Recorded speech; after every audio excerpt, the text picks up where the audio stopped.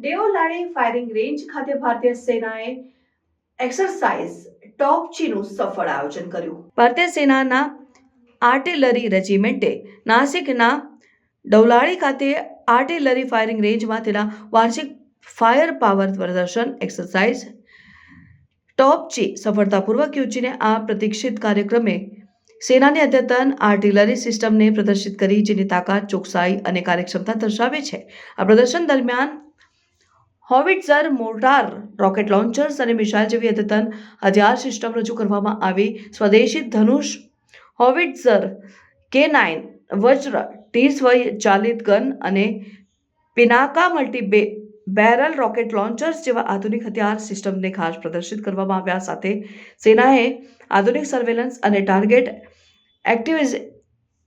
એક્ટિવિઝેશન system પણ રજૂ કર્યા, જે ક્ષેત્રના કાર્યક્ષમતા અને ચોકસાઈમાં વધારો કરે છે. આ પ્રસંગે ટોચના સૈન્ય અધિકારીઓ, રક્ષણ નિષ્ણાતો અને આમંત્રિત મહેમાનો હાજર રહ્યા હતા.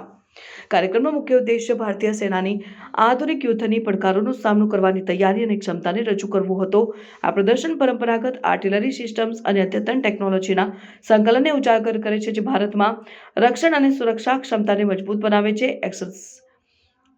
એક્સરસાઇઝ ટોપચી એક વાર્ષિક પ્રદર્શન છે જે આર્ટિલરી રેજિમેન્ટની તૈયારી અને કાર્યક્ષમતાની કસોટી છે.